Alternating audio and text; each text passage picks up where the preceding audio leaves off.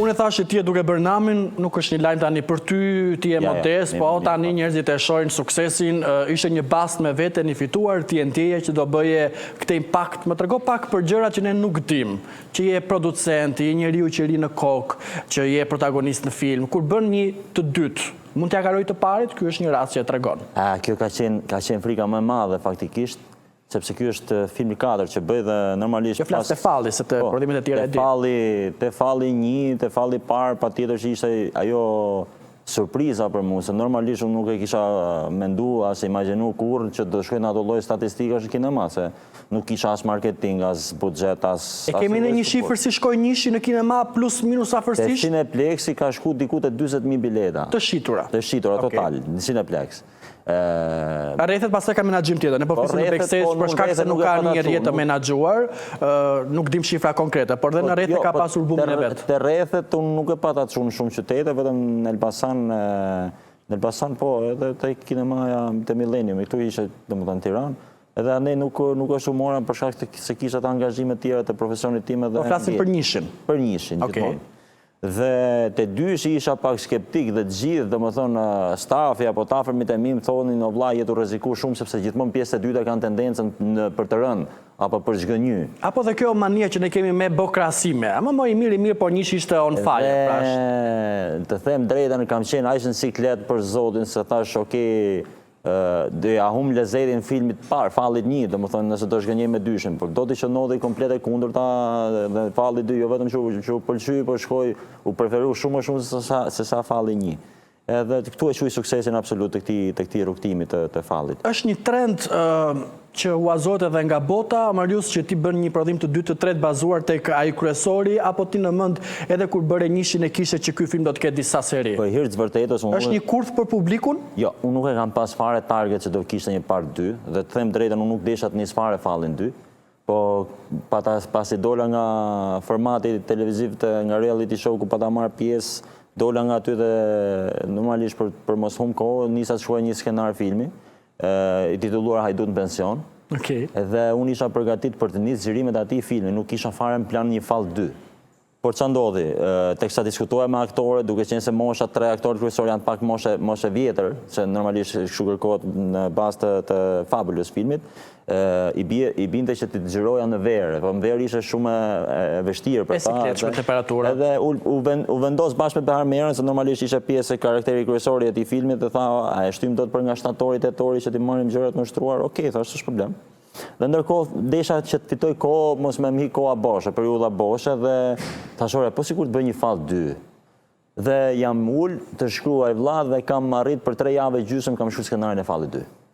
Gjë që isha habisme edhe për aktorët vetë, nuk e besonin dhe thonin ti e ke pas gati që nga filmi parë dhe tani po na e thunë neve, jo. Thjesht ishte një inspirim që e shfrytëzova, se normalisht skenari do në të kohën e vetë që duhet ta shfrytëzosh në momentin e duhur, në energjinë e duhur. Si është ky procesi kur ti ulesh dhe vjen skenari? Është një proces kur ti s'do takosh njëri, mbyllesh vetë, merr makinën, shkon në ndonjë vend që ne se dim. Unë zakonisht je me nerva, nuk na hap telefonin, si në procesin tënd të krijimit? Zakonisht unë shkruaj pas orës 1 natës ose 2. Okej. Dhe ka ndodhur që jam ulur në orën 1 të mesnatës dhe kam qëndruar të shkruaj deri nga ora 12 e ditës nesërme. Pa gjumë fare. Pa gjumë fare, sepse nuk kam dash kurrë që ai inspirimi që më vjen në atë moment ta lë pas dora ose ta lë për një moment tjetër se s'dihet a ndjen më atë lloj frymëzimi. Dhe thash të afërmit e mi, shokët mi dhe familjarët e din tashmë që unë po nuk hapa telefon pas orës 1 natës, lene se është në botën e vetë. Në procesin e vetë të krijimit. Kjo është, dhe nuk punoj dot në studio ose në vendet izoluara, gjithmonë zgjedh kafe që janë 24 orë të hapura dhe që ka pak horizont për syrin, sepse ndërkohë që shkruaj edhe meditoj. Edhe këtu e kam qëtë të energjinë, letejnë apo inspirimin e krijimtarisë. Pra ka një aratisje medituese që ndihmon shumë ty pastaj në momentin që shkruan. Në atë vetminë dhe shmangjen totale apo njërimin e çdo lloj gjëje që shpërqendron nga ajo bota e krijimit. Ti ke qenë pasere hermetik për jetën tënde private, personale dhe njerëzit nuk din kaq shumë për sukseset e tua të mëdha të filmit, po për jetën tënde jo dhaj shumë. ka qenë gjithmonë një dorë që jepej për Mariusin që në vegjeli, kur ka kjo dëshira që ti shkruan, çka ke në kokë ke shkruan e mendon për të ardhur në këtë moment që je sot? Nuk e di, unë nuk jap dot një shpjegim logjik kësaj gjëje, sepse unë në ato pasionet e mia dhe ëndrat e mia si fëmijë nuk kam pas kur target aktrimin apo botën e filmit. Jo, s'mbaj mend në një moment që të kem thënë, po, i kam pas ndjek shumë filmat, kam pas lexuar shumë romane dhe po që t'jem vetë apo jo që të kesh artikuluar në shtëpi të thua do rritem ma ba do bëhem regjisor, aktor. Në fillore dhe në 8 vjet 9 vjeçare un kam pas fituar vendin e parë gjithmonë në ato garat që bëheshin në shkollë për le të themi për ato materialet që zgjidhnim. Unë isha te fusha muzikës. Dhe isha bashkë me një shok që kishin performancën më të mirë në fushën e muzikës dhe gjithmonë kemi fituar të vendin e parë në shkollë. Pra ti këndon dhe ne nuk e dim? Këndoja. Mund të këndosh dhe tani do me thëmë, gati për festivalin e këngës. Kam bërë 2 këngë, jam me karakter ironik, po komedi, pa tjetër, po që nuk është se kam bërë apo eksperimentuar vetën në këngë të mirë fill. Për ta shtruar vetën... Se nuk më duket zhanëri ime dhe gjëja ime dhe nuk duhet që të lodhëm kota. Ama disa qëmime i paske në shtëpi nga familja jote, në konkurset e asaj kohe, ke pas fituar si këngëtar. Po, pa tjetër, isha kështu, zakonisht të zhanërat popullore, këto, isha gjithmonë zëri bilbilur burë, po pasaj tu rrit, filloj tu trash zonit dhe humja jo talenti... E kupton që mund të bësh shumë lek në përdasma për shembull, apo dhe tani e tu bë lek? Është ironike gjëja, se prindrit e mi, baba im, kam qenë në klasë të 2 dhe ka dashur të më regjistroj te licei artistik, për bateris ose për piano. Nuk kam shku kur, sepse si natyrë, si fëmijë, nga ajo aksidenti që kam pasur në 97-ën, isha le të themi pak i ndrojtur, jo pak i ndrojtur, por shumë i ndrojtur. E kuptueshme, për shkak të traumës asaj që ti kalove. Isha jashtë asaj habitatit tim, fshatit tim ku isha dhe mu dukte ajo pjesa e liceut, thosha, ore, po, larg Tirana, më the tash edhe nuk desha. Pavarësisht se prindrit e mi insistun, edhe nuk u bë. Domethënë, ajo që nuk bën prindrit e mi para shumë vitesh, ndodhi që ti futesha vetë shumë më vonë. Po që... Çfarë bisedash ka sot? Çfarë krenarie, familje, fisi është Mariusi tani që gjërat po i bën vetë, që njerëzit po vrapojnë pas teje? Ka pasur skepticizëm për ty e për disa artistë të tjerë në fillimet e tyre kur kanë bërë filma, ama tani po bëjnë filma gjithë, jo po duhet bësh shkollën, ky perceptimi Akademia e Arteve patjetër e më the të thash. Shiko vllai, shkolla patjetër që duhet bëhen, sepse unë nuk e ndjej veten të aftë, mjaftueshëm për të bërë një film vetë nga fillimi në fund. Tani, unë jam i mirë në skenar, në atë krijimtarinë time, por si regjisor, unë patjetër që kam mangësitë e mia dhe përshllëqet e mia. Sa je rritur ti për shembull nga filmi në film? Sa e ke ndier diferencën? Unë kam pas fatin e mirë që kam punuar me njerëzit e dur, për shembull, siç është Indrit Shkreta, që është diopia e 4 filmave të mi. Dhe Indriti ka një jetë, domethënë sa vite jam unë, ai ka eksperiencë në televizion. Dhe te pjesa regjisë kemi asistuar të dy, domethënë për lojën e aktorëve jam marrë vetë sepse atë e posedoj më së miri. Ama te pjesa lenteve, pjesa kamerave, pjesa e kuadrit, më thënë, aty më kanë ndihmuar Indrit Shkreta dhe pjesa tjetër e grupit. Dhe nga filmi i parë, pastaj tani nga filmi i parë dhe filmi 4 ka arrit puna që unë tani i kam vënë praktik vetë ato gjëra, i kam mësuar edhe anën teorike dhe praktike të gjërës edhe... Ke ndier ti paragjykim në fillimet e tua që s'do t'ja dalësh? Ka pasur njerëz që kanë vënë bazë se ti nuk do t'ja dalësh? Aty desha të dalë... Ose ndoshta që të kanë luftuar dhe nëse dim, që të mos ketë sukses, kanë bërë prylat, kanë shmangur. Është ironike se po ato njerëz që dikur të shihnin me skepticizëm, me paragjykim, me mos besim, sot vinde të duar trokasin para fytyre. Atë kërkojnë ndonjë rol ata sot që deri dje thonin Mariusi s'do bëhet kur? Shiko, nuk është puna se kërkojnë rol, thjesht unë kam pas peripecime të madhe, kam pas me të afërmit e mi, ato që njihnin edhe le të themi më shihnin çdo ditë me ato çfarë bëja dhe kanë qenë gjithë kundër, duke filluar nga fisi im, kupton, filluan të shohin me paragjykim, me sy kritik. Mami im po ashtu ka fillu, ka qenë, sepse ata ishte me ragu nonës, a kupton, se u isha profilizuar për diçka ndryshe, unë marrova studime për administrim biznes, po synoja Akademinë e Policisë, a kupton, dhe dola komplet jashtë profilit, tash dola duke bërë që duken ekstreme, dhe ishin, tash ishtoj mendime ishin me të drejtë, se nuk du t'i vefaj, se dhe unë për shembull, po të shifja një individ nga fshati im që bën të tilla gjëra, fillimisht do kisha vënë pikpyetje, ore, seriozisht e ka me këto apo sepse ashtu nisi diçka shumë. Po janë ekstreme, nga Akademia e Policisë te filmat.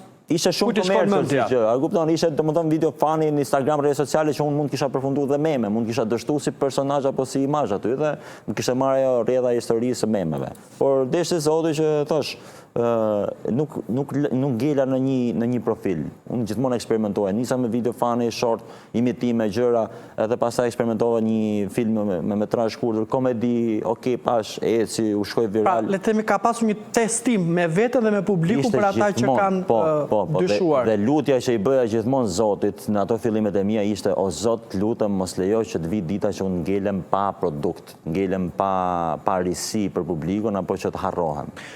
Akademia e Policisë është një titull historik shumë interesante, është po prap një dëshirë e prindërve apo e jotja? Se ka ekstreme, kur thua artist, producent, njeriu mendohet emocional. Kur thua Akademia e Policisë, i dhunshëm, i fort, rebel, ka gjëra që nuk shkojnë. Po ti i ke bërë?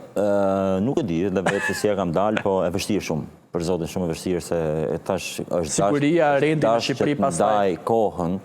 Dhe normalisht policia është një profesion që do angazhim maksimal, që do punosh me orare zgjatura. Ti vazhdon e bën apo ti ke një shkëputje? Unë kam një shkëputje për momentin, dhe shumë e vështirë, por që thash, ndikoj pak, me thënë drejtën, nga filmat, sepse një periudhë prej 2 vitesh unë ngela pauzë. E kupton, nuk kisha më kohën të merresha me filmin, më the tash sepse ishte fokusi 100% tek policia.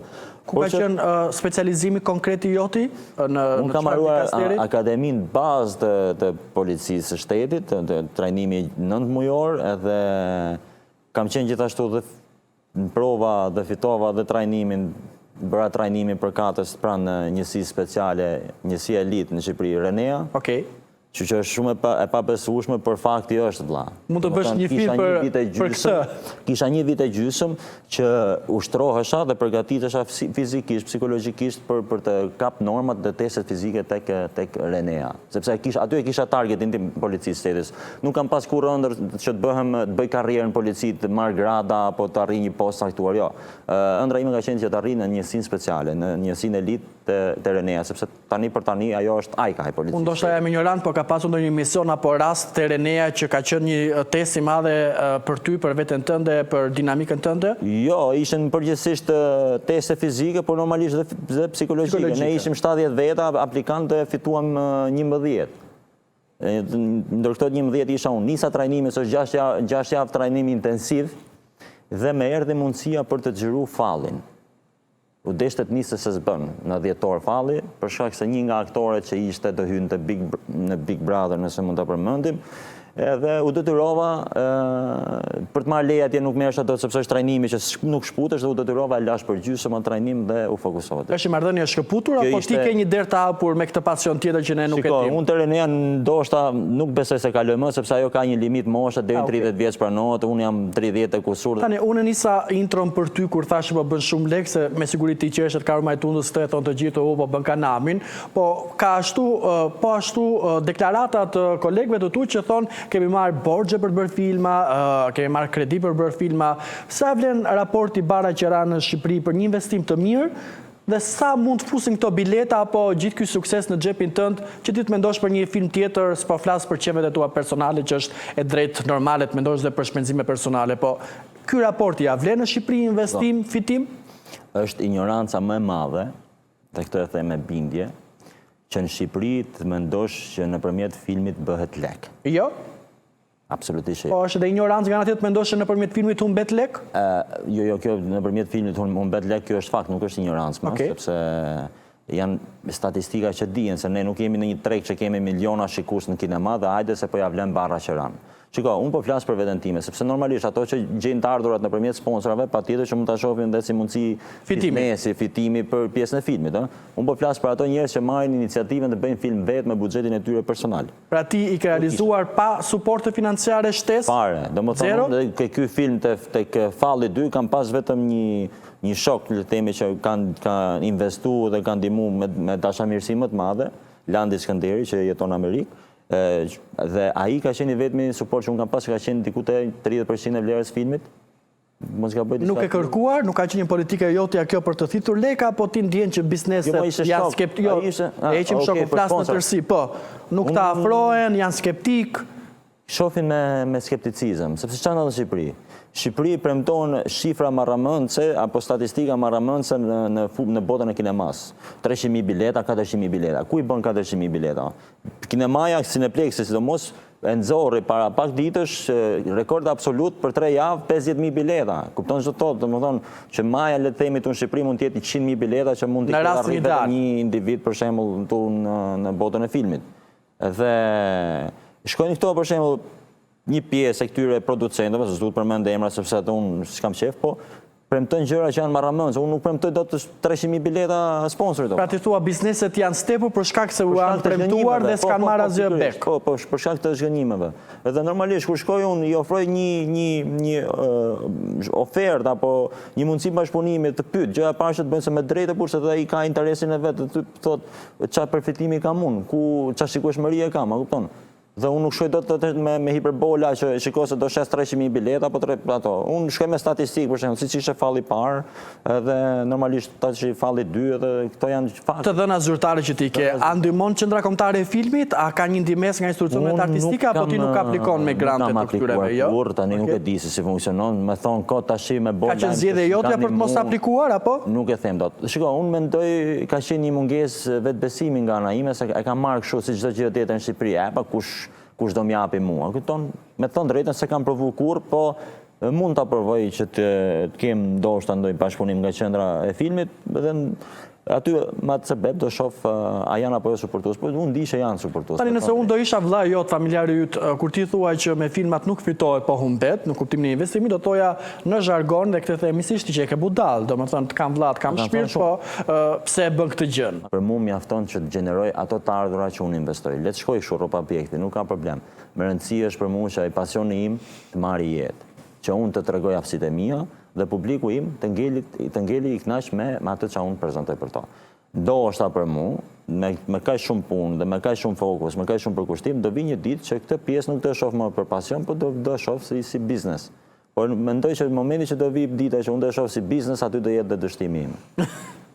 Kështu që më mirë le të jem ky që jam, me këmbë tok, me pak fitime, me pak të ardhura, edhe të jem produktiv në këtë fushë. Po nga ana tjetër, Mariana Ermali, për të mos mendur emra, mund të vinë një herë me një çmim modest, në dytën e tretë do mendojnë që ti po bën shumë lek dhe do të kërkojnë më shumë lek si aktor protagonist. Si ja del me artistët? Janë të mirëpritur të japin çdo lloj oferte që ato e ndjejnë se vlen punë atyre. Unë gjithmonë do shkoj dhe do jap ofertat e mia, mundësitë e mia. Tani se je besnik, shoh që ke një kast afër teje gjithmonë, se ke fituar miq të vërtet, ke fituar njerëz që janë aty në ditët më të vështira të tuat, Mariana, Behari. Në një pikë me aktorët, jo vetëm me aktorët, por edhe me stafin, kam arrit një pikë që nëse shkoj të diskutoj për çmim, më thon Marius sa e ke mendu vetë. Dhe për këtë jam shumë falenderues. Dhe arsye sepse bëjnë këto është se e kanë parë korreksin time. Unë pa më dhënë fare çmim për shembull, një X aktor ose një X individ i stafit të filmit, unë gjithmonë nuk shkoj më kurrë për shembull sa kam paguar ti i parit, paguaj edhe ti i dyti. Sepse është normale burr që të rritet apo të jepet ta vlerësosh se ky është vlerësim për aktorin dhe për çdo tjetër që është punon me mua. Edhe nuk arrit kur puna që të më japin oferta vetë aktorët, se i kam dhënë unë paraprakisht. Ama ke fituar njerëz të vërtet afër, lidhja jote me Marianën, po Marianën, po aty ka artistë të vërtet, Behari, yje të tjerë. Fiton njeriu njerëz në këtë rrugtim? Jam mërzit këtë projekt sepse gjithmonë kam pasur ëndër që kur punoj në një film të kem skuadrën time, të jemi grup. Dhe unë i kam lënë një amanet komplet grupit. Në mbledhjen e parë që është bërë pa një zgjerimit, i kam thënë ju lutem, mos e çoni punën në atë pikë sa që të sjellim statusin e producentit në set. Unë duhet të jem njësoj si ju. Ka mundësi të më shihni si ju, edhe më respektoni dhe të respektojmë njëri tjetrin. A mund të ndodhi kjo? Ka ndodhur në rastin tuaj? Ndodh. Këtë film na çdoi pak disa vende, disa herë, po pse kush nuk të dëgjonte? Jo, nuk është puna se nuk ishte një keq menaxhim le të themi. Okej. Edhe po që ishin gjëra pazarare. Po bën shumë filma, e nxit konkurrencën, e nxit motivimin, kush nxiti kë, është një kohë e mirë për kinema shqiptare, këtë moderne, komerciale, nuk e di si mund ta vë titullin. Ka shumë komedi, ka filma aksion, tektuk. Komedi s'ka vlla. Komedi s'ka. Më lër korrigjoj, se komedi nuk ka shumë, të janë fokusuar shumë te zhanrat komedi, jeti, dy gisht mjalti që e kisha fjalë me krahasu me produktet që vijnë, shumë pak krahasu me zhanra të tjera, po do është për të ardhur keq sepse populli shqiptar këtë don. Do komedi në burë, do të harroj. Do komedin se do me harru, apo se shet më shumë komedia? Se është ky debati, nuk të vjen njëri me pa drama apo aksion. Komedia është gjithmonë mafë. Kjo është fakt, unë kam thënë, unë kam frikë të bëj një zhanër ndryshe, për shembull të bëj një drama aksion, sepse unë kam potencialin e mundshëm për të bërë një film aksion të mirë fillt dhe të plotësuar. Në pas eksperiencës time ndër vite, po puna është se bëj... Dhe eziton, nuk do ta bësh për shkak. Nuk është se ka një kuriozitet madh, sepse jena lodh dhe shqiptarët e burë, është duke nis nga vetja, shef hap televizorin, shef lajmet, vrau, pre, plagosi, përdhunoj, më the tash, dhe janë plagë këto më burë. Ne ku të gjejmë një metodë për t'i harru këto fakte të hidhura, jo t'i sjellim sërish, ta kupton? Patjetër që nëpërmjet tyre zhanreve mund të përcjellim mesazhe, por puna është janë lodh njerëzit. Po, sa të ka ardhur ty në Majtundës, kur ti je në kafe për qefin tënde tonë aman, tu bëfsha me imito X personazh apo X gjë. Nuk e bëj sepse është shumë ofenduese dhe të tilla gjëra, më them drejtën, bën gjithmonë me tendencë për të vënë lojë. Jo, po unë se kisha fare këtu, e kisha tek rastet kur je me Smiljo dhe të thonë me imitor një personazh. Se ti imitimet i ke një tjetër anë të fortë. Ka nevojë mirë sepse jam gjithkohon qiell, kupton, jam gjithkohon ajër edhe le të themi pavarësisht se një pjesë e mirë ato që s'mjohin, më shohin në aparancë serioz. Duke shta jep të përshtypjen dhe njeriu të rënd, mendje madhe. Në doktor plastik që të... Arrogant! Wow! Terrorist! Po ku më thonë me një madh. Dukesh dhe madh, dukesh je në fakt, shumë mendje madhe je. Ta kam thënë të gjithë, po dhe kasti jot thotë që ti je shumë mendje madhe. Edhe më shohin, thonë, po ti masi të njohin, po ti që e ke qenë kampiona, se shef kështu thu sikur ç'a bëjmë më vëlla, po thjesht më rrin to, duhet me bëna në ndërhyrje për vetë, vëlla që ti maj shumë drejtë. Mund ta kërkoj një me clearing edhe rregullojmë të punë. Ka ai doktor plastik më. E gjejmë sa të duash edhe këtë ta bëjmë direkt me clearing, po a është imitim një anë për të shkuar më afër publikut? Në Shqipëri ka programe humori, e vetmja që ka mbetur është Portokallia, po mediat sociale, TikToku pastaj bëjnë të vetën. Tjerë pasere ke imituar, në Big më imitove disa dhe u bëre viral. Është një metodë, një armë e fortë që jo të gjithë mund ta bëjnë? Se e marrin shumë të thjeshtë, po mendoj që edhe imitimi është një gjini më vete. Shiko, imitimi nuk është se bëhet me punë. Imitimi nuk e ke të lindur, e ke talent dhunti, ose se nuk e bën dot. Kupton? Dhe më thënë, do nuk është se suksesoj një 100% të imitimeve të mia, pavarësisht se mundohen për shembull, po tash ato momente, ato personazhe që unë i kam imituar, le të themi, më është dashur dhe shumë punë për t'i arritur, le të themi që ti huazoj ato gjesturat apo detajet që e bëjnë... Kë ke qarë, kë mendon ti se qanë kur imiton? Nuk është se kam një delirë për punën time, unë gjithmonë jam i pakënaqur në ato që bëj vetë, sepse gjithmonë them që ka hapësirë për më shumë. Kush është një personazh shumë i lehtë për t'u imituar, që ti imiton shpesh dhe thua Ermales gjë më thjesht për ta imituar? Për shembull, rasti si Amberi, që ishte në Big Brother, shumë kollaj. Është një telefonat tjetër. Çfarë mendoi Amberi për filmin, nëse mund të ma thuash në versionin e Amberit?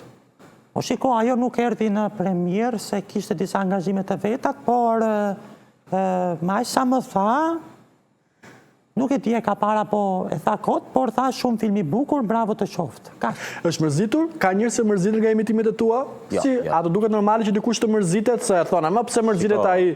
Unë kam edhe kolegë të puna. Se ti s'kalon në ofeza, një gjë që unë vlerësoj të imitimet korrekte është kur ti imiton në ADN, po nuk e abuzon tjetrin. Jo, po barë tash se po e bone bal. Se ka dhe imitime tendencioze. Po e bone bal tash çdo kush tjetër do mërzitet e burra, kupton? Po unë gjithmonë kam qenë fan si asaj që me karar çdo gjë, kupton? Dhe nuk është se kap një personazh unë ndihmshoj ti derisa mërzis atë të mërzis të ndjekësit. Që unë dhe imitimet pothuajse jam shput totalisht tash se tash ke marrë një tjetër profil dhe investime shumë më madh. Edhe kjo më intereson për momentin. Kjo është kështu. Ku ke qenë për të fundit ti si publik në një sallë kinemaje, në një film jo tëndin? Në film jo timin... Që e ke parë, një film të dikujt tjetër. Jam kurios si je ti si publik. Çfarë shihesh ke ti si publik në kinema? Zgjedh që në çdo film shqiptar që shkoj, shkon e para njerë, shkon për parë? Në momentin që më ftoj të shkojnë premier me pa tjetër. Pra nuk e këtë... Jo mërë burë. Ndroj t'jen me erdi, s'me erdi, shkova nuk i shkova. Ti shkon? Nuk më kanë ardhë me thonë drejtën, përveç Drelon Hoxhës që më ka ardhë nga filmi parë deri te filmi fundit, dhe pjesa tjetër nuk është se... Nuk flasë dhe për çështje premieresh, flasë ke qef me marë shoqe me shku në kinema. Kam shku, Edhe nëse si kam njohë fare, dhe nëse i kam njohë, dhe nëse kam pas simpati, dhe nëse nuk kam pas simpati, kam shku thjesht për kuriozitet. Dhe arsye kryesore për çfarë shkojnë në filmat shqiptare, për të ndjen kinema, është vetëm për shkak se nuk duhet që në filmat e mi të kem skena të ngjashme me filmat tjerë shqiptare. Kjo është e gjitha. Edhe gjithmonë shkoj me atë syrin, e një shikuesi të zakonshëm. Nuk shkoj me kap gabime, defekte apo detaje. Thjesht shkoj edhe për ta shiju më saktë. A jemi në tendencios, nuk vi unë të ty se ndoshta mendoj që ti të ka për skupin e radhës, nuk dua të jem supportues ndaj teje, si është energjia? Te nuk e di se si mund ta quaj, për shembull ke ftuar ti dikë që ke dashme e pas një mendim të tij dhe ke thënë pse s'më erdhi? Pafund më burr. Pafund bile se ky film ishte. Nuk po flas për një foto të bukur, flas për një mendim profesionist. Jo, pra. Kam ftu pafund edhe ky film ishte katrahur gjë, sepse nuk ka ardhur, domethënë mund të kenë ardhur 10% atyre që kisha ftu. Edhe ngela kështu tash për ça? Dhe nuk u mora, më thash thjesht ja lash ndoshta e justifikova në mënyrën ndoshta s'duan më ardh, ndoshta kanë pas angazhime, por pa garanci ka nuk është se përbën ndonjë diferencë madhe. Do një emër, ti çon një mesazh, thua Ermal të prita dhe s'më erdhe, ke ndonjë emër konkret? Nuk është se kam emër konkret, kam emër konkret patjetër, po s'duhet t'i jap, sepse nuk duhet që merret tash se hajde po do më bë lajm, siç ishte edhe i rasti para pak ditësh që marr një blog nga një që po bën filma dhe e përmenda pa të keq në emision dhe më kthyn fansat kundër, kisha frikë me hap Instagramin. Jo, po ti e përmend për përmendje. Çfarë përmendje kam më vllaz?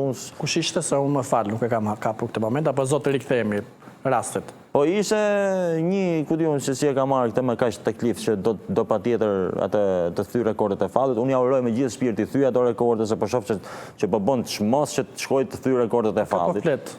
Është një film që del tashi, edhe ja uroj sukses me gjithë shpirt, vetëm që ta shqetësohet e egon, sepse shoh që është një ego e smur, se s'ka nevojë, po kush jam unë që unë nuk e di se nuk i vjen turp nga vetja, për shembull që të krahasoj potencën e tij, potencialin e tij me mua, sepse unë jam një individ nga hiçi, pa marketing, pa suport, pa like, pa asnjë lloj gjëje, dhe nëse eci filmi aty eci vetëm fal modit zot të fal publiku dashamirës, nuk është se bona unë diçka që apo kam ardhur për konkurrencën këtë treg valla. Po edhe nëse ne flasim me këtë energji, pa përmendur emra, mund ta mençoj njerëzin që e ke për Arben Deremin, ndërkohë ti e ke për kë? Po s'është Ben Deremi shepën s'po ka. Po marr një rast, për kë po flet? Kush? Po tash thashun një film del të ditë, nuk dali. Për Luizelin, po flet për Luizin. S'ka rëndësi, ai me emrin nga goja ime nuk ta përmend. Okej. Po që tash mboni përshtypje. Bloku pa arsye fare, e kupton? Ndërkohë që unë 2 javë më para, 3 javë para se të nxirre filmin, takojmë rrugë rastisht si jemi çfarë bona se të ka filmin, kupton? Se s'u të bëj lajme me emrat e këtyre se jam natyra e tillë. Se filmi më ka marrë gjatë atë rrugtimin e vet, tash jemi drejt fundit, a kupton? Po puna është përse më vëlla, duhet më shenjë kjo, dhe nuk është vetëm ky. A e prisit ti atë në premierën tënde? Se kam ftu hiç. Okej. Ti pret që ai të ftoj? Sepse e disha që s'do vi. Kjo është e gjitha. Unë kam ftu të tjerë dhe s'm kanë ardhur, që i kisha shok, po thuaj sa të s'merdhen. Nëse ai e kalon numrin e biletave, ku flas ai? Inshallah e kalon. Nuk e kam vetëm ai, po them Ermal Peçi bën një film. Për ty ka një reflektim çfarë ndodhi me filmin e Ermalit që mori më shumë se imi? Sepse di shumë mirë që tash ato kanë element që unë nuk i kam. Kanë potencialin që unë se kam, unë tash mund kem aftësi, mund kem talentin, po s'kam ato më të rëndësishme që është marketingu, është buxheti. E kuptoj, pra e shikon paket gjithë gjën. Nuk është se shoh unë këtë treg, pse heci ky, sa heci ai, sa heci. Unë shoh timën më vëlla, sepse edhe Zoti ka ndajë gjonat, çfarë është risku tjetrit, çfarë është risku im, është risku im, e kupton? E kuptova. Kështu që s'ka tash nevojë për xhelozira, smira apo detajet e kësaj natyre, e kupton? E qartë, mirë, lë me kaq, nuk merremi më, shohim edhe ndjejmë suksesin e njëri tjetrit, ne rikthehemi pas pak në një tjetër moment në Më prit të dielën. Jemi rikthyer sërish në program, ne kemi një rubrik për të cilën u bëm po prap bashk, ishte Bjordi që rastisi në ashensor me ty, është një ashensor virtual që bën agenti inteligjencës artificiale në program dhe foli shumë mirë për ty. Nuk e kam taku kur, nuk kemi bashkëpunuar kur, hajde bëjmë një film bashk. Ishte edhe momenti përfitoj nga rasti ta përshëndes, që besoj edhe ty të surprizoj në sinqeritetin e vet. Është njëri jashtëzakonshëm që është tamam duket shpirti artistit ai njëri. Dhe bravo i shoft për ato çata, jo se jam unë, por për këtë do ta kisha thonë sepse ajo ishte i fakt. Kush do e përmend, kush do se përmend, a kupton? Por me erdhi mirë që ai njeriu u tregu shumë modest në atë opinionin e vet, dhe tash e falenderoj. Edhe në fakt, janë të gjitha përzgjedhjet asesore që bën ky është agjenti, edhe Bjordi reagoi ai spontanisht edhe me një sinqeritet shumë të lartë, edhe unë e përshëndes edhe e çmova dhe bashkë u shkruajtëm dhe në Instagram, po do të shohim se çfarë do ndodhi me ty tani në ashensor. Kati i parë ku ti ke mbetur është kati i 14, do më thua çfarë do t'i komentoje, një fjalë, një koment për Xhumallushin, ti je vetëm me Xhumallushin në ashensor, çdo të ndodhte me ju të dy për 5 minuta. E para njërë që i thua Xhumallushit? Do kishim sheshu muhabetet e vjetra. Që nuk janë sheshuar? Ja. Hym Big Brother, u la pak si jashtë vëmendja ajo gjëja. Okej, unë mendova me sinqeritet që okej, hajde se çka ka ndodhur, po që nuk u sheshu kurrë dhe nuk u diskutu kurrë. Për mua është një individ që tash për te çdo gjëje vlen për t'u përgëzuar për punën që bën, sepse normalisht ka arrit çdo gjë nga hiqje dhe uroj ta shoh më lart. Ti pret ti shkruash apo pret që ai të shkruaj, do të thënë si është ky momenti ku njerëzit edhe mund të sqarohen, apo secili shikon Terezin e vet? Ka ngel kështu si najer, nuk është se as kam kërku, as nuk ka kërku, kështu që janë gjona që tani gëzojmë respekt maksimal për njërin tjetrin, po në distancë. Mund të ishte në një nga filmat e tu si karakter të josh? Flasë si producent tani, që ndjesim personale apo... Unë e kam pas shok të ngusht dikur dhe normalisht nuk e kam pa kur në të syun e artistit, le themi, se sa punë do më bënd të mu të filmi apo jo, po që pa tjetër që po, pse jo.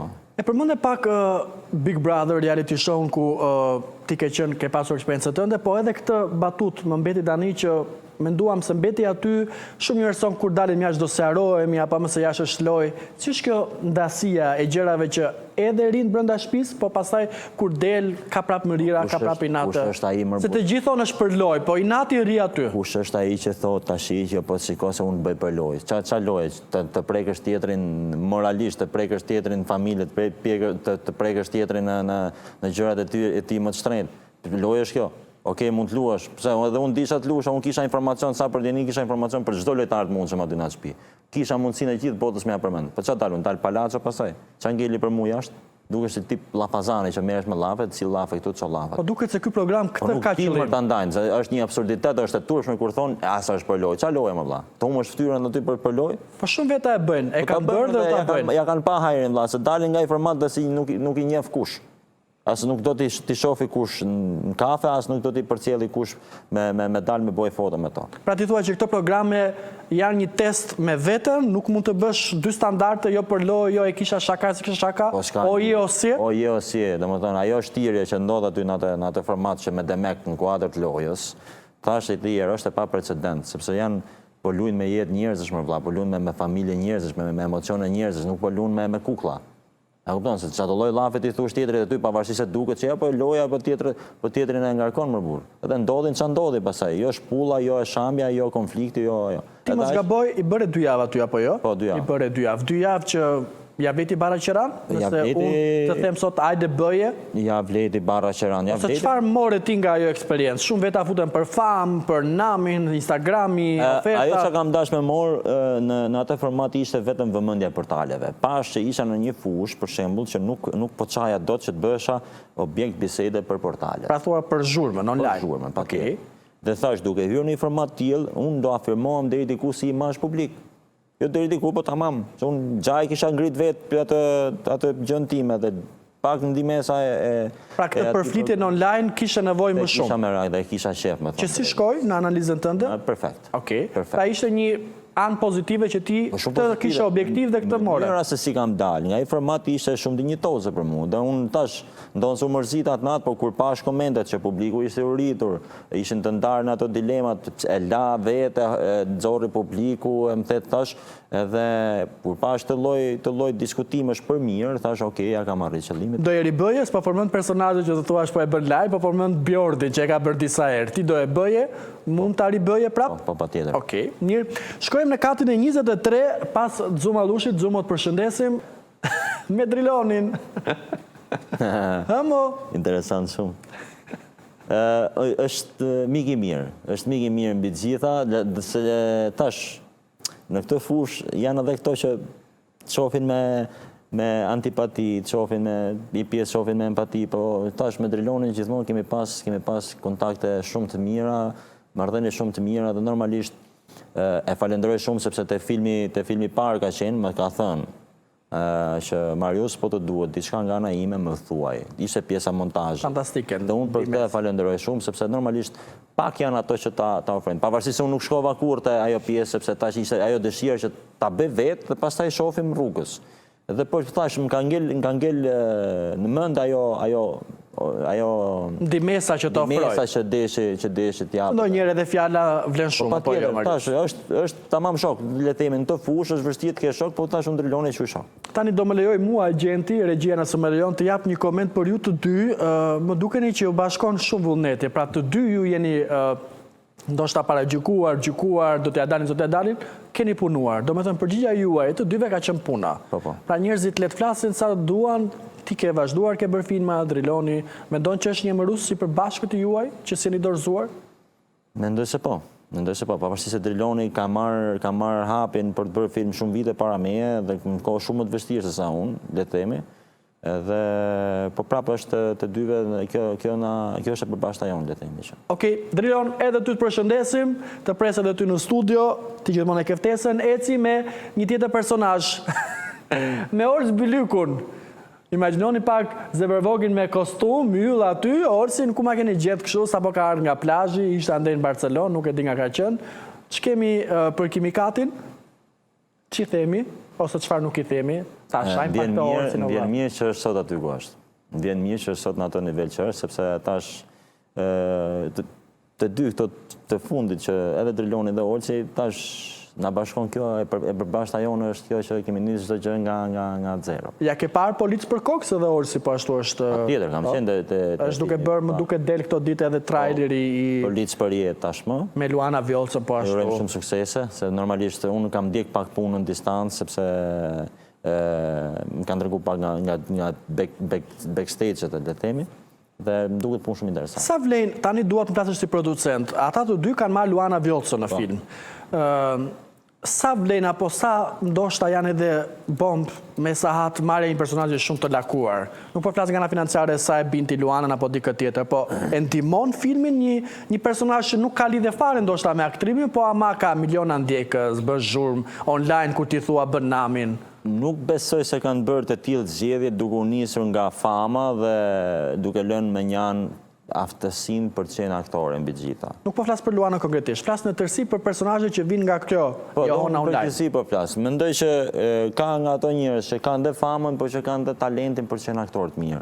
Dhe mendoj që ky është rasti konkret që mendoj që për te famës mund kemi edhe një performancë lartë aktorin. Pra ti nuk bën kompromisë producent. Mund të kem unë 1 milion ndjekës, ama ti do që unë të kaloj një audicionet e tua? Atë mund ta kisha bë filmin e parë, të kisha vllai kur kisha nevojë për lek. Tash as s'kam mend ta bëj më. Tash do marr ato njerëz që unë duhen për të bërë filmin. Nuk marr më njerëz tash se ka lek apo s'ka lek. Kaq. Okej. That's it. Mirë, Olc, të përshëndesim, suksese me filmin e radhës. Bëjmë shaka, ti e di, je shëndoshur shumë. Laerdi. Me Laerd Vasilin, i cili vjen nga teatri, po ashtu e ka provuar filmin, e para njëra mund të ishte në një nga filmat e tu? Ua, as që bëhet fjalë. Do më thonë, mos them projektin e radhës, do ju ofroj patjetër një personazh kryesor të filmit. Kështu që se sa do e pranoj, apo se sa do ketë mundësi që të vi, ajo mbetet në zgjedhjet e Laerdit, por që tash dëshira e mirë, duke njohur si artist, duke njohur si njeri, si personazh, është kënaqësi patjetër ta kem. Pra në këtë ndalesë në ashensor ti ke një ofertë publike dhe reale për Laerd Vasilin. Ne ke konsumuar si bisedë. Ja e themi ne këtu në ekran. Kemi një tjetër kat apo kemi mbaruar? Kemi sërish një tjetër ndalesë në ashensor pas Laerd Vasilit. Jemi te Loredana. Ku jeme Loredana? Hamo. Çfarë me Loredana në ashensor? Gocë e mirë Loredana. Nuk është se kena pas kontakt më mas Bigut.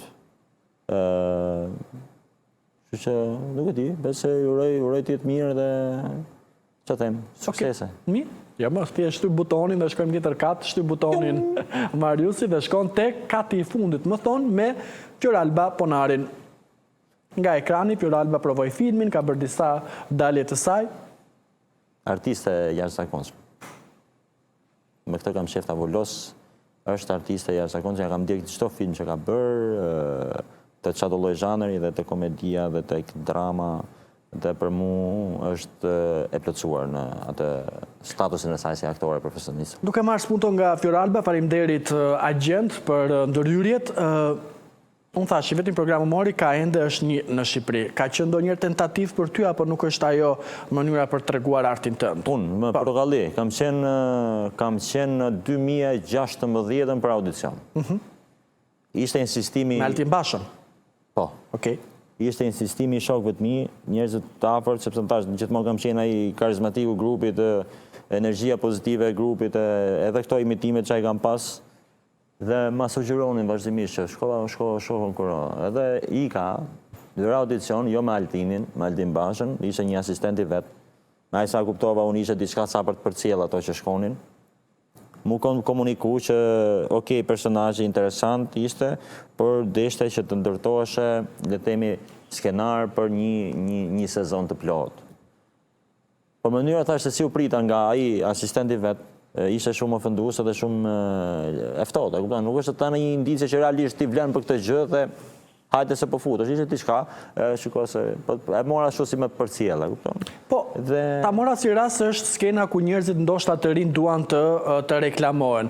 Mendon që sot vetëm ajo ka mbetur apo TikToku i ka ndihmuar ata që janë nga shtëpia të tregojnë sa talent? Çfarë TikToku? Si e vlerëson artistin, po them të TikTokut? Nuk po flas për nivelin zhë, po flas për të rinë që janë kreativ dhe bëjnë video në TikTok. Ose në Instagram. Nuk është se parashikoj TikTokun, sepse unë vetë nuk është se ka marrë nga TikToku, ka marrë nga Instagrami. Po flas për mediat sociale, se ka fare të TikToku. Du të them, nëse ka njerëz që kanë aftësi, kanë talent, le të themi, më the tash, le ta provojnë më vëlla, sepse ajo është, le të themi, ajo është skena për ne që s'kemi pas mundësitë që realisht të ngjitemi në skenë. Dhe normalisht, duke bërë këtë, mund të të njohë publiku. Dhe kush ngrenë, sot publiku ngrenë. Që që pa rëndësi ka forma se si ti përcjell veten te publiku apo talentin tat, rëndësi ka që publiku të njohë dhe të di se çfarë bën ti dhe çfarë ofron ti. Nëse dikush të shkrua në Instagram, ti je pozitiv apo e bën tani për syefaqe thua po? Domethënë, i përgjesh njerëzve të rinj që mund të kenë dëshirë të punojnë me ty? Je bashkëpunues? Le të themi, po flas tani konkretisht, po. Nëse çdo lloj gjë pretendoj apo të them unë, jemi në një vend vogël dhe fatmirësisht do merret vesh gjithsesi se si jam unë realisht. Po jam unë që le të themi tyre që kanë pas dëshirë për të dhënë kontributin e tyre në fushën e artit apo që të japin atë performancën e tyre si aktor, jo të gjithëve, se normalisht aq mundësi kam dhe unë i shkretja, kupton, po që kam hap audicione për këtë punë dhe patjetër që disa kanë gjetë atë hapësirën në filmat e mi për dhënë atë apo për të shfaqë talentin që ato kanë. Po të vishte Instagrami jot është vetëm bum filmi, kinemare, suksesi, se çfarë do të me të ndënde në s'dim asgjë. Është një zgjedhje e jotja për ta mbajtur gjysmën tënde private, dashurinë tënde private, pasionet private. Se ti thua dua zhurmën e portaleve, po ti nuk i ushqen portalet. Portalet duan u lidh, u nda, u puth, u martua, u fejua. Kam atë profil jetën, mua. Shiko, unë zhurmën e portaleve të isha qena shumë e kisha ndërtu dhe përpara.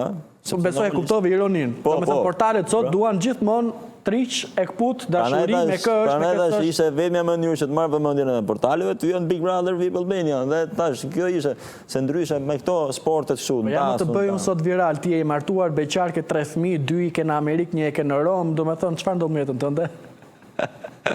Vetë me në e kam fëmijë, s'kam. Mendo pak. Jo, nuk kam, jo. Jo, shiko, unë bashkëtoj. Jam dikë që kam shef që të jetën time personale, sentimentale, ta mbaj jashtë të vëmendjes. Atëherë ky emision mbaron këtu, faleminderit që isha në program. Po që kaq. Ajo është botëson, televizive, art, media. Ajo është fushën e mjekësisë. Okej. Është punon si infermiere dhe le të themi në spitalin shtetëror. Pra ti sa herë ke tension duke bërë skenari në 5 mëngjesit, ajo është aty. Po, jam mirë se direkt serumi ose... E pas ke në shtëpi. Po, edhe tash është profil ndryshe dhe nuk ka as rrjete sociale, imagjino, sepse është zgjedhja e saj, jo zgjedhja ime. Nuk e qenë ti hermetik për t'i thënë zëmra s'ke për të qenë publike se unë jam Mariusi, jo? Jo, nuk ndërhyj kështu te pjesa e saj se ç'a ndryshimi. Se njerëzit thonë që edhe shumë xhelos. A the ti Ermal çfarë mendon njerëzit për ty? Thonë që edhe shumë xheloze, shumë Mos ngatro, ti është protektiv me qenëri xheloz. Protektiv është, shiko, protektiv, unë nuk mund dalë tani dhe të jap akses çdo lloj të paftyri apo të paftyre lart e poshtë, të komentoj apo të ndikoj tek jeta ime familjare. Dhe prandaj e bëj këtë, sepse këtu kemi të bëjmë me njerëz aq mrekullueshëm në një anë, po kemi të bëjmë dhe me njerëz aq të fëllishëm në anën tjetër, sepse mundohen që të gjunjëzojnë dhe të sulmojnë, përdorin çdo lloj metode. Ke pasur ti raste që realisht në mënyrë të jashtëzakonshme je mërzitur nga komenti i Ermanit? Më kanë bën meme, pata edhe një foto me nipin e shkret ma bën ne meme, kupton se sa turët janë, dhe që atëherë tash isha në vitin 2017 dhe atëherë i kam bënë premtim vetes që unë me njerëzit e mi nuk postoj më kur në rrjetet sociale, se tash më përdorin. Memja është gjëja e fundit, se edhe merret edhe s'merret përballë, atë punë kanë po. Puna është e fillojnë të portalet, pastaj jo po këtu, jo po aty, gjë që është vëmendje që nuk e du. Ajo është në siklet me punën tënde, ti je me femra të bukura dhe ke pasur femra goxha të bukura në filmat e tua, me femra seksi, po do ta puthësh, po do ta përqafosh, po do kesh ndonjë skenë intime. Se ne të fushës ndoshta e kuptojmë njëri tjetrin.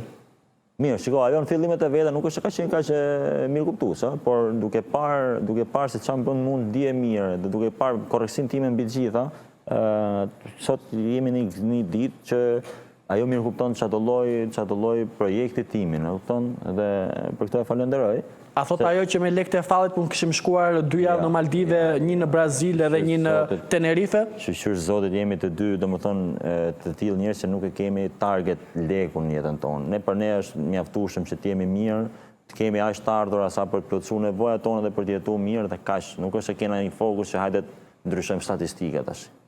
Kemi projektime serioze, dasëm një fëmijë apo jemi ende herët? Fëmia është një gjë, është një, le të themi, transformim jetë që mu më trem shumë, sepse kam pa shumë raste në punën ku jam, nga ana tjetër dhe partnerja që nuk shef dita ditës, edhe jemi të dy të friksuar në lidhje me fëmijën, sepse e quaj fëmijën shumë të shenjtë dhe shumë të shtrenjtë për të ardhur në këtë botë, dhe në moment që të vijë në këtë botë të ketë vlerësimin që i takon një fëmije.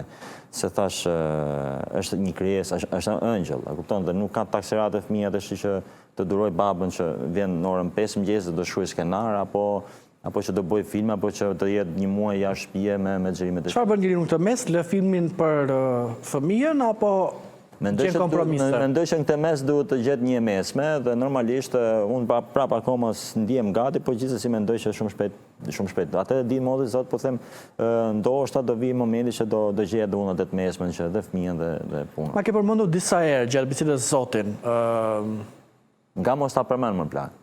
Jo, dua të di çfarë raporti ke ti me besimin, me fuqinë, me lidhjen që ke me të. Nëse unë nuk do përmend sa zotin në një moment ose në një sukses timin, i bie të isha mosmirnjos ndaj vetes time radhë parë dhe pastaj ndaj zotit, sepse tash jam... Kur themi ndaj zotit, je besimtar i një feje të caktuar, fesë muslimane, apo? Unë jam praktikant i fesë islame, musliman, por puna është ideologjia ime dhe ajo mënyra se si unë e konceptoj besimin është marrëdhënia drejt për drejt që krijesa ka me krijuesin. Kjo është kryesorja, mendoj unë. Pastaj çështja e besimit është një plus për çdo kënd, domethënë. Kushdo e bën sipas asaj që e ndjen. Ti falesh, ndjek ritualet e fesë islame? Po. Por puna është që tash në jetën time jam 30 vjeç që më kam qenë 4 herë, le të themi, në mundësi të dyta për të jetuar. 2 aksidente me motor, i fundit ka qenë para 4 muajsh, që ishte një moment që s'pa kishe konceptuar dhe s'pa kisha mendu kur që do ndodhë ajo, aty ku ndodhi, se ishte fill pas një udhëtimi me motor në Athinë, shkova në Athinë me motor, u ktheva, se ishim xhirima atje, rruga komplet perfekt, erdha, u aksidentova në autostradë këtu në Sau. Që ishte një, domethënë, nuk e kisha menu kur që me rana atë rrugë që unë e bëj çdo ditë, nuk është se isha në gjë, në shpejtësi apo me. Edhe që falë Zotit shpëtove prapë mrekullisht. Po vëlla kamera, dhe nuk është se kam pas një dëmtim as shemi, e kupton, do t'rregoj videon pastaj dhe do shohë që do thush s'kam mundësi. E para, e dyta, ka qenë aksident tjetër me motor dhe pastaj është 97 siç dihet. Që ke treguar edhe unë s'dua të bëhem përsëritës. Ka hyrë këtu dhe shive. Dhe normalisht tash. Dhe ti e falenderues apo këto janë shenja të kësaj raporti, të këtij raporti të shenjtë që ke ti dhe mendon që është minimumi që mund të bëjë një njeri është të jetë falendërues ndaj Zotit. Ne kur nuk mund të jemi falendërues sa duhet për çdo gjë që kemi në jetën tonë, se është neti mbi të gjitha, familja, fama, suksesi, çdo gjë. Por thash, minimumi që është kur njeriu thotë Zot faleminderit, mendoj që e ka kalu deri diku klasë. Kjo është. Dhe normalisht, tash nuk është e kam turp, se pavarësisht se për një pjesë mund të duket ma filloj jo kështu, jo ashtu, po them nuk është e kam fare për kompleks dhe të përmend Zotin aq sa herë unë ndjej. Dhe thash, fal ti, jam këtu ku jam. Jo, unë besoj që është një lidhje fantastike e njeriut që ka me Zotin, nuk ka asgjë për turp, edhe për krishe. Mua më duket të mërshme kur feja pastaj përdoret për klikime, për emisione, për programe. Njerëzit më të shelbur, njerëzit më të ndyrë, unë e them publikisht, janë ato njerëz që luajnë me imazhin e fesë dhe dalë, ore gjithë kemi gabime. Ama po të shkojmë te gabimet e rënda, pastaj që nuk të përfshin vetëm ty apo një palë të tretë, po përfshin një publik të gjerë ose një fenomen të gjerë, to janë plera arbur. To janë plera dhe to janë ato fatkesia e këtij kombi dhe e racës njerëzore në tërësi, që të abuzosh, të dalësh, predikosh, të praktikosh dhe të abuzosh me atë besim apo të përdorësh besimin si kamuflim, kjo është degenerimi pasaj. Sepse për shkak të këtyre mostrave, po marrin ngjyrim negativ, qoftë besimet të çfarëdo lloji forme, qoftë islam, qoftë krishtërimi, ortodoksëm këtë tash, po dalin individ në emër të fesë po bëjnë paçavure. Kështu që tash këto janë fatkesia jonë si njerëz.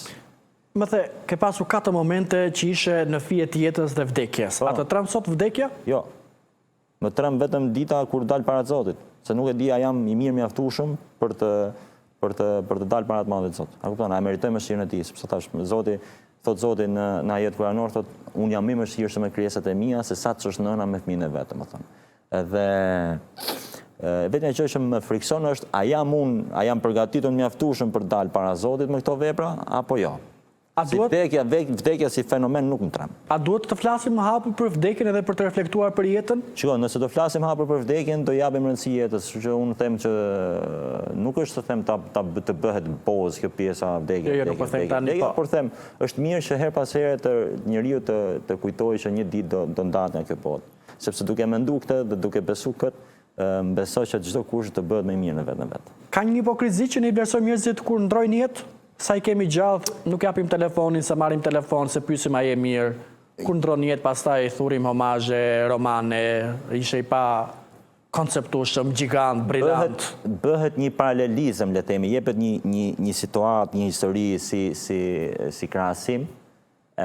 Ishte një njeri që kishte fituar parajsën që në këtë botë, domethënë, pa dalë në ditën e gjykimit, kishte fituar parajsën, edhe gjithë u bën kurioz për ditë se çfarë bënte ky njeriu, a kupton? Shkojnë e pyesin, nuk është të zbuluna i gjo, adhurimet ati nuk ishin, madje këto ishin më mirë me adhurimet se sa që ishe ky, se nuk është ishin e besimtar, praktikant e kështu. Por shpallja që kishte ardhur njeriu ishte shpërblimi me parajs, që në tokë.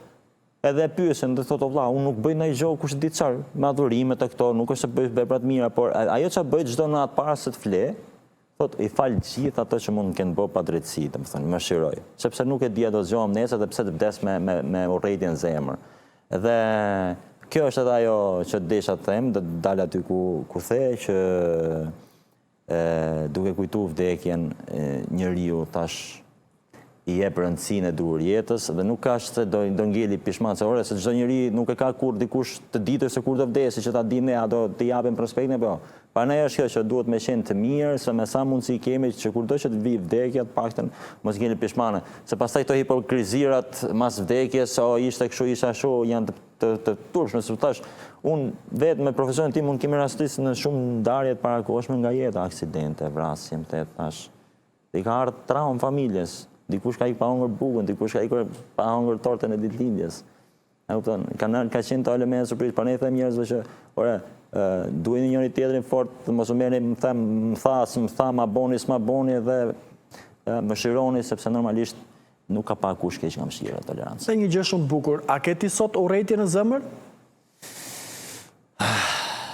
Kam vetëm një të keqe në karakterin tim. E vetëm e keqe që mendoj që e kam si njëri është që nxitohem kur flas. Faleminderit Zotit për zemrën, për shpirtin, po ndonjëherë. A ke humbur ti njerëz se e nxituar? Ke thënë fjalën e fundit për mua? Jo për fajin tim. Patjetër, unë kisha mundësi të t'i thosha ato fjalë apo mos t'i thosha. Dhe keqja ime është që nuk di ti menaxhoj. Okej, sepse mbrapa le të themi bën pishman të them atë veten time, Zot fali, Zot mëshiroj.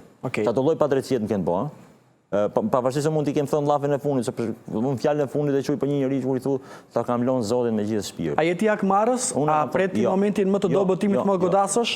Se unë të kam goditur para 5 vitesh? Kur? Se ke bërë asnjëherë? Kur. Domethënë tash maksimumi i hakmarrjes time është për i lash tjetrin Zotin. Dhe për këtë jam bërë pishman shumë herë kur ja kam lënë Zotin, sepse them ti lesh Zotin dikujt lash ti bësh gjë. Por sidomos kur ka bë padrejti. Dhe jam tërheq mbrapa në atë time, pavarësisht se këto njerëz nuk e kanë ditë kurrë atë çfarë unë kam bërë. Domethënë, kjo është ajo pra që thash në nxitime, që thash kam thënë fjalën e fundit, parën, domethënë padrejtinë që më kanë bërë, kam thonë ta kam lënë Zotin dhe le të merret Zoti me ty, le të jetë Zoti gjykuesin këtë çështje. Dhe nuk duhet ta kisha bërë. Për këtë ky është pishmanimi vetëm. Dhe tash pasi ka ndodhur dhe në atë qetësinë time kam thënë Zot fali. E më shiroj, dhe Zotë më falë më shiroj mu për qa kam thënë. Tash në fund ditës nuk ja duhet kishë njeriu. Okej. Më pëlqeu shumë dimensioni njerëzor që artistët marrin në program, sidomos edhe në raport me besimin dhe jo vetëm, me jetën dhe vdekjen. Tani do të marrim në përsipër të sponsorizojmë filmin e radhës, por ama ka një kusht që ti në 5 minuta ti përgjigjesh të gjitha pyetjeve të mia me po ose jo. Unë do të jemi shpejt, uroj të jesh ti shpejt, të gjitha përgjigjet duhet të jenë vetëm po ose jo. Jemi sakt? Hajde. Jemi gati regjia, po ose jo 5 minuta është Zebervoki më i mirë se Mariusi? Po. A të pëlqen ti jesh më shpesh Zebervoki apo Mariusi? Ku do më thua emër? A i thua më shumë shpesh vetes s'ka si ty? Jo. A i thua vetes meritoje më shumë? Po. A të pëlqen punët që ke bërë deri më sot? Jo. A je njëri bashkëpunues në shes xhirim? Po. A bërtet gjatë xhirimeve? Jo. A bësh shpesh me nerva? Po. A shton gjithmonë pjesë të reja në skenar? Po. A thua shpesh ndryshoje skenarin? Po. A mendon shpesh sa lek do të bëj me këtë filmin? Jo. A je kënaqur me fitimet e filmit? Po. A ke marrë borxh për të bërë film? Jo. Je xheloz për suksesin e producentit tjetër? Jo. Ke thënë po një roli që nuk të pëlqente? Jo. Ke bërë sikur e vlerëson një aktor vetëm për ta pasur thjesht në filmin tënd? Po. Ke menduar ky rol nuk është për mua? Jo. Ke menduar se publiku të do më shumë se ç'e meriton? Jo. Ke bërë audicion me 0 shpresë? Jo. Ke bërë ndonjë rol që sot të vjen turp? Jo. Ke menduar se talenti nuk mjafton? Po. Ke pasur periudha të jetës sënde pa punë? Po. E krahason veten me kolegët? Jo. A të pëlqen ty kur të krahasojnë me të tjerët? Jo. A ke menduar të ikësh jashtë Shqipërisë? Jo. Ke frikë nga kritika? Jo. Ke menduar të ndryshosh profesion? Jo. Ke pasur shumë muaj pa lek në portofol? Po. A mund të blesh me lek miq? Jo. A mund të blesh dashurinë me lek? Jo. Ke bërë punë jashtë profesionit? Po. Ke bler gjëra për sy e faqe? Jo. Ke ndjer presion të dukesh i pasur? Jo. Ke pasur zili njerëzit që kanë lek? Po. Ke menduar se lekët e prishin artin? Jo. Ke pranuar sponsorizime në punët e tua? Po. A ke frikë nga varfëria? Po. Ke menduar të ndryshosh stil jetese? Jo. A ke frikë nga fjalia e ne duhet të flasim?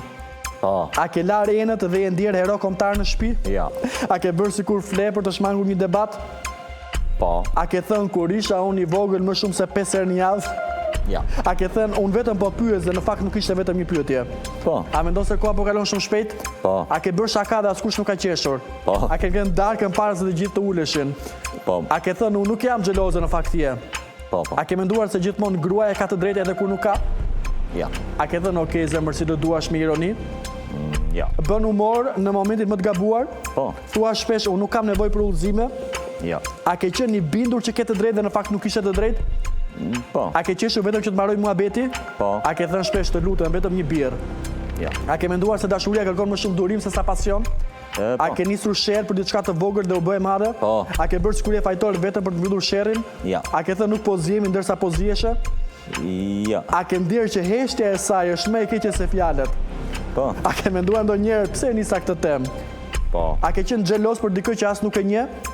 Ja. A ke qarë për dashurinë? Ja. A beson tek dashuria e përjetshme? Po. A i ble asaj çdo dhuratë që ajo kërkon? Jo. A i bën legët rrushe kumblla në emër dashurisë? Jo. A mendon se duhet folur për seksin më shpesh në çift? Po. A flet për seksin në çift? Po. A ke bërë sherr nga lodhja dhe jo nga problemi? Po. A ke përdorur përqafimin si armë paqe? Po. A ke qenë ndonjëherë shumë krenar për kërkuar falje? Jo. A ke menduar se xhelozia është frika edhe për ta humbur dikë? Ja. A ke pasur sherrë për gjëra që sot të duken shumë qesharake? Po. A ke menduar se ajo pret vëmendje dhe jo justifikime? Po. A e ke bërë ti hapin e parë pas një ftoje? Po. A ke pasur momente pasioni pas një debati? Po. A ke haruar pse dreshin hyre në lom? Ja. A ke menduar se barku nuk quhet çëndoshje, por reati? Ja. A ke parë sport vetëm për qetësi mendore? Ja. A ke menduar se dhimbja e shpinës vjen nga fjetja dhe jo nga mosha? Ja. A ke thënë këtë herë do flesh shumë herët? Po. A ke menduar se je ekspert vetëm për 5 minuta?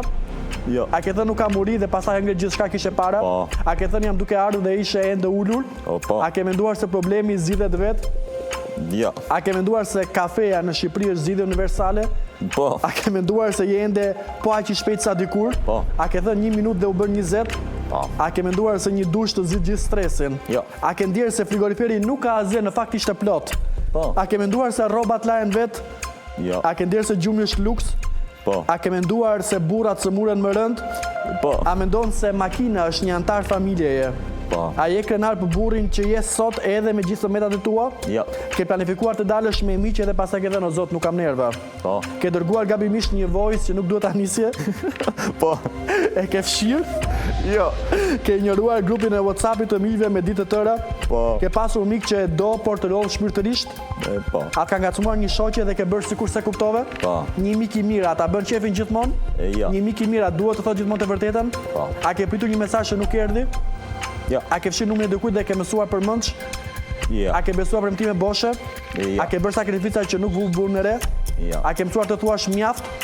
Po. A ke kuptuar se dashuria të rrit? Po.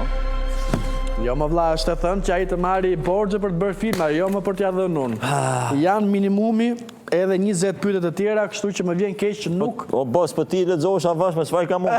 Po jo, unë isha këtu, po Jo më unë isha unë u djersita, ngela duke fshi djersë non stop çfarë bëj. Isha buka me mesazhe me voice-in, sa herë kanë ndodhur shumë për shembull, që mund kemi ngatruar ai voice. Ka përfunduar me ndarje, me sherrë, me Jo, sjarime. ishte voice që unë e kisha për stafin tim filmit dhe çoj te grupi i komisariatit.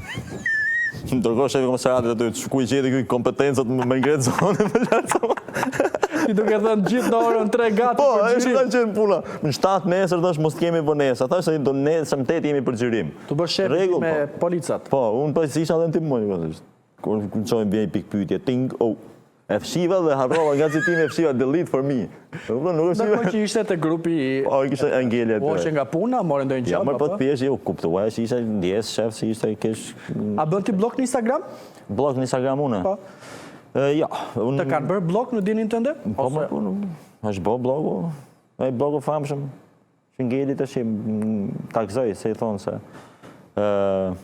e përmenda Ngeli tash. Pra ti thua që Luizi ka bërë blog, se unë se kuptova. Po. A të ka bërë Luizi blog. Po ka bo, tash ajo Ngeli doli, të thash unë se kam për natyrë me bëu kështu, po hajde punë e madhe. A kupton? Ai e ka bo, se po i bin qaf kot unë do po i them e shif se ma ka boj mua. Tash më bëni përshtypje puna Tani, blogu. thonë që policët në Shqipëri janë institucion më vete, që Po. përfitojnë. A ke përfitu ndonjëherë ti nga pozicioni jot si polic?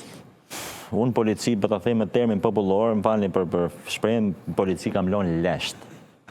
Për zotin, sepse kam shku tash pasioni madh, dëshira madhe, për shkurt kam ik me makinën time, kam ik me motorin tim me shpenzimet e E mia. kuptova. Edhe, domethënë, Pra nuk ti si e bë boss si polic? s'ka shanse. Lene më të tani, unë kam kryetarin e- Ishte pyetje e bukur aty që tha, a je krenar diçka tjetër Për burrin që je për burrin sot, që po. je sot. Jam krenar për vetëm gjë se sot në këtë ditë jam 6 vite punoj në polici shtetit dhe nuk del kush me dalë dhe me thonë që kam dhënë kaq lart. Po ne kjo pritse, unë se bëra kot, i kemi gati, regjia më tregon një bisedë që ti ke pasur para 2 vitesh. Më thonë që për shkak të kodit ligjor nuk bëj shaka. Po të më fute, Nuk unë ka isha shanse, kurios. ë? S'ka shanse tash. Kam përshtypjen nga disa parime jete që ti nuk i ndryshon dot. Nonës time kam premtu diçka dhe do ja maj këtë lloj amaneti deri në fund jetës time. Lek haram, jo vetëm në polici, po në çdo lloj profili ndryshëm tjetër.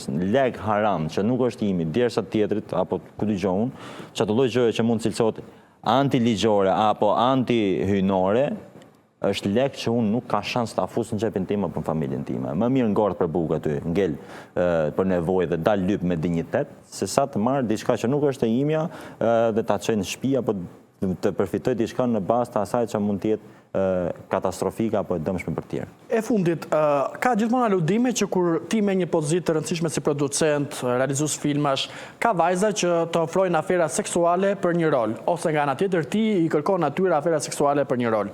Janë aludime, janë realitete? Unë mendoj që ka të bëjë shumë sjellja, mënyra se si ti e pret dikë në audicion, takim, bisedë. sepse mendoj që nëse ka rrit puna të këto aferat seksuale, mendoj që indicia ka qenë mashkulli, nuk ka qenë femra, sepse dihet më tash që sado femra të jetë tendencioze, provokuese të tash është mashkulli ai që hedh hapin i pari që del muhabeti ku del pas. Ka pasur siklete raste në punët e tua apo je shmangur me tash mënyra se si i flas çdo kujt, në çm fillimi bën atë para pritjen e gjës, se shikoj un jam komplet profil tjetër dhe nuk çdo lloj gjë të kenë mendje ta harrojnë. Shumë suksese. Barësie, bekime, sa më shumë 2026, besoj ka atë filmin që nise për ta bërë. Hajdut në pension, biles dje u vendos data startimit xhirimeve paraprakisht, me datë 10 maj nise me xhirimet e filmit komedi aksion. Që beson mund ta kapi premierën në 2026 apo është për 2026, shpresojmë shumë që ta sjellin në kinema. Faleminderit shumë. Barësie dhe bekime, ne do të shkëputemi, takohemi të dielën tjetër në ekran në orën 21. Faleminderit, mbrëmje të qetë.